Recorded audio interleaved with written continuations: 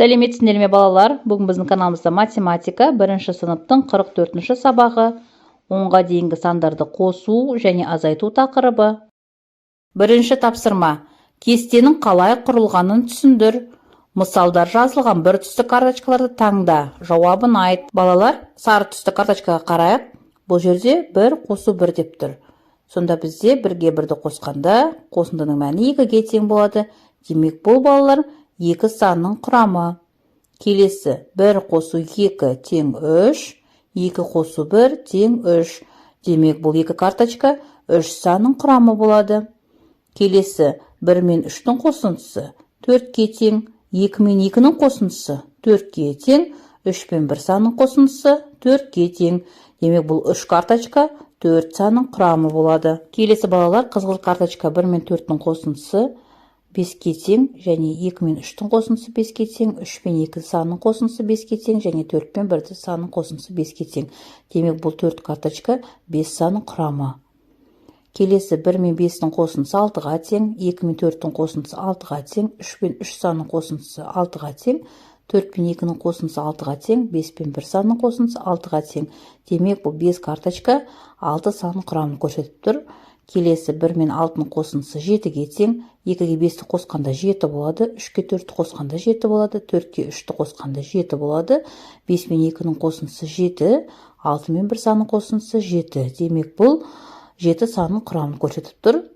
Келесі 1 мен 7-ның қосындысы 8, 2 мен 6-ның қосындысы 8, 3 пен 5 санның қосындысы 8, 4-ге 4-ті қосқанда 8 болады, 5-ге 3 санын қосқанда 8 болады, 6-ға 2-ні қоссақ 8 болады және 7-ге 1 санын қоссақ 8 болады. Демек бұл карточкалар 8 санның құрамын көрсетіп тұр.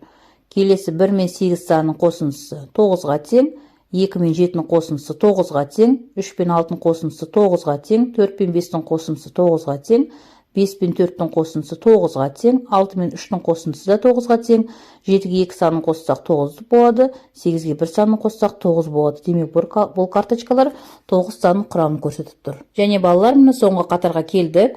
1 мен 9 санның қосындысы 10-ға тең, 2 мен 8 санның қосындысы 10-ға тең, 3-ке 7-ні қоссақ 10 болады, 4 қосу 6 тең 10, 5 қосу 5 тең 10, 6-ға 4 қоссақ 10 болады, 7 мен 3 санның қосындысы 10-ға тең, 8 пен 2-ның қосындысы 10-ға тең және 9-ға 1 қоссақ 10 болады. Мінекей балалар, бұл карточкалардың қатары бізге 10 санның құрамын беріп тұр. Балалар, 1-ден 10-ға дейінгі сандардың құрамын міндетті түрде жаттап алыңдар. Жұптық жұмыс. Келесі 2-ші тапсырма. Көрсетілген сандар шығу үшін әр қабаттағы бос орындарға сандар тап. Балалар, төмендегі суретке назар аударыңдар. Бізде жасыл шатырлы үй тұр. Енді осы жасыл шатырлы үйге астындағы қабаттарына қараймыз. Бірінші қатарға қарайық. Бізде 6 сан тұр, ортасы бос және 3 сан тұр. Енді бізге осы 6 мен 3-дің қосындысы нешеге тең болады? Дұрыс айтасыңдар, 6-ға 3 санын қоссақ, бізге 9-ға тең болады. Енді бізге 10 саны болу үшін 9-ға қандай санды қоссақ 10 болады? Жарайсыңдар балалар, өте дұрыс. 9 санына 1 санын қоссақ, бізде 10 болады. Демек, бос жерге біз 1 санын жазуымыз керекпіз. Келесі балалар 2-ші қатарға қарайық. Бізде 2 терезесі бос, яғни ештеңе жоқ, ал 3-ші терезесінде бізде 2 деген сан бар. Демек, біз 2 бос терезеге 10-ға толтыратындай сандар жазуымыз керекпіз. Бұл үшін балалар 10 санынан 2 санын азайтамыз. Бізде 8 саны қалады. Енді осы 8 санын біз теңдей етіп 2 терезеге жазып шығуымыз керек. 8 сан шығатындай. Ол үшін балалар 8 санын құрамын есімізге түсіреміз. Балалар, 8 санын біз 3 пен 5-дің қосындысы, 5 пен 3-дің қосындысы, немесе 4 пен 4-дің қосындысы деп алсақ болады. Бұл жерде мен 4 пен 4-дің қосындысы деп алдым. Енді балалар, төмендегі 3-ші қатарға қарайық. Бізде 3-ші қатардағы 3 терезеді де бос екен. Енді балалар, төмендегі 3-ші қатардағы 3 терезені толтырып жазып шығу үшін біз 10 санның құрамын есімізге түсіреміз. Бұл жерде балалар, мен 5 пен 2 санның қосындысын алдым. 5 пен 2 санның қосындысы 7-ге тең, 7 мен 3 санның қосындысы 10-ға тең. Енді балалар, келесі 2-ші үйшікке қарайық. Бізде көк шатырлы үй тұр. Балалар, көк шатырында бізде 9 деген сан тұр. Демек, бізде қосындылары 9-ға теңдей етіп, сандарды жазып шығуымыз керекпіз. Енді балалар, бірінші қатарға қарайық. Бізде 5 және 3 деген сандар тұр. Енді біз 5 пен 3-тің қосындысын 8-ге тең екенін білеміз. Демек, бізге 9 саны шығу үшін енді 1 деген сан жетпей тұр екен. Бұл жерде біз ортасына 1 деген санды жазамыз. Енді балалар, келесі екінші қатарды кітаптарынан қараңдар. Кітапта бірінші және екінші терезе бос, ал үшінші терезеде бізде 4 деген сан тұр. Демек, 9 саны шығу үшін біз 4 санына неше санды қосуымыз керекпіз? Өте дұрыс айтасыңдар балалар. 4 санына біз 5 санын қоссақ, қосындының мәні 9-ға тең болады. Енді балалар, біз 5 санын құрамын есімізге түсірейік. 5 санның құрамы 3 пен 2 санның қосындысынан тұрады. Демек, бірінші терезеге біз 3, екінші терезеге 2, үшінші терезеде бізде 4 болып тұрады. 3 пен 2-нің қосындысы 5, 5-ке 4-ті қоссақ 9 шығады. Енді балалар, төмендегі үшінші қатарға назар аударыңдар. Кітапта бұл 3 терезеде бос. Енді бізге осы 3 терезенің қосындысы 9-ға теңдей етіп, сандарды жазып шығуымыз керекпіз. Өзімнің нұсқамда мен бірінші терезеге 6, екінші терезеге 1 санын жаздым. 6 мен 1-дің қосындысы 7-ге тең. Үшінші терезеге мен 2 санын жаздым. 7-ге 2 санын қоссақ, қосындының мәні 9-ға тең болады. Өзіндік жұмыс. Келесі үшінші тапсырма. 1-ден 10-ға дейінгі сандардың құрамын есіңе түсір. Мысалдарды жазып, оларды есепте. Кесте бойынша тексер. Ал ендеше балалар, бастайық. 3 пен 2 санның айырмасы 1-ге тең. 8 пен 5-тің айырмасы 3-ге тең.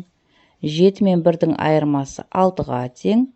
9-дан 3-ті азайтсақ, айырманың мәні 6-ға тең болады.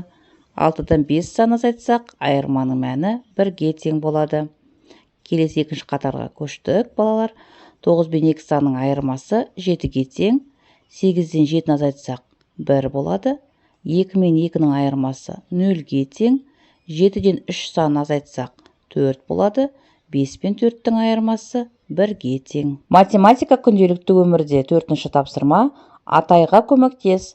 Алдымен тақтайшаның ұзындығын өлшеп ал. Ал енді балалар, тақтайшаның ұзындығын сызғыштармен өлшеп алыңдар. Менде шамамен 10 см шықты. Енді тақтайшаның ұзындығын 3 см, 8 см, 6 см және 9 см-ге кеміт дейді. Балалар, кеміт деген сөз ол азайтамыз деген сөз. Енді 10 см-ден 3 см азайтамыз. Айырманы мәні 7 см болады. 10 см азайту 8 см, айырманы мәні 2 см болады. 10 см азайту 6 см, айырманы мәні 4 см болады. 10 см азайту 9 см, айырманы мәні 1 см болады. Ал енді балалар, келесі екінші тақтайшаны сызғыштармен өлшеңдер. Менде шамамен 4 см шықты. Тақтайшаның ұзындығын 2 см, 5 см, 6 см және 7 см-ге арттыр. Арттыр дегеніміз қосамыз. 4 см қосу 2 см тең болады 6 см. 4 см мен 5 см қоссақ, қосындының мәні 9 см-ге тең болады. 4 см мен 6 см-дің қосындысы 10 см-ге тең болады. 4 см қосу 7 см тең болады 11 см. Сен зерттеушісің. Келесі 5-ші тапсырма. Бос орындарға тиісті сандар мен таңбаларды қалай таңдауға болатынын түсіндір. Балалар, төмендегі мысалға қараймыз. Бізде 7 саны белгілі. Сосын кейін жұлдыз шатыр, бос ұяшық тұр және тең болады 4 деп тұр. Енді біз бос орынды табу үшін және қандай таңба тұрғанын білуіміз үшін бұл жерде мысалдың мәні 4-ке тең болып тұр. Демек, 4 кіші 7-ден. Енді біз 7 санынан 4 санын азайтамыз. 7 мен 4-тің айырмасы 3-ке тең болады. Енді біз жұлдызшаның орнына азайту таңбасын қойып, бос ұяшыққа 3 санын жазамыз. 7 мен 3 санның айырмасы 4-ке тең болады. Келесі 2, сосын жұлдыз шатыр, бос ұяшық тең болады 6. Бұл жерде мысалдың мәні 6-ға тең болып тұр. 6 2 санынан көп. Демек, 6-дан 2 санын азайтамыз. 6-дан 2 санын азайтсақ, бізде 4 болады. Енді біз жұлдызшаның орнына Қосу таңбасын қойып, бос ұяшыққа 4 санын жазамыз. 2 мен 4-тің қосындысы 6-ға тең болады. Келесі екі мысалға назар аударыңдар. Бізде 8 жұлдызша, бос ұяшық және тең болады 10 деп тұр. Балалар, 8-ге неше санын қоссақ 10-ға тең болады. Жарайсыңдар балалар, өте дұрыс. 8-ге 2 санын қоссақ 10 болады. Келесі 10 жұлдызша, бос ұяшық тең болады 8 деп тұр. Бұл жерде мысалдың мәні 8, яғни ол 10-нан кіші болып тұр. Демек, бұл жерде азайтамыз деген сөз. 10-нан 8 азайтсақ 2-ге тең болады. Енді біз жұлдызшаның орнына азайту белгісін қойып, бос ұяшыққа 2 санын жазамыз. 10 мен 2-нің айырмасы 8-ге тең болады. Ал енді балалар, соңғы екі мысалға назар аударыңдар. Бізде 9 жұлдызша, бос ұяшық тең болады 6 деп тұр. Бұл жерде мысалдың мәні 6 деп тұр, яғни ол 9 санынан кіші. Демек, бұл жерде біз азайтамыз.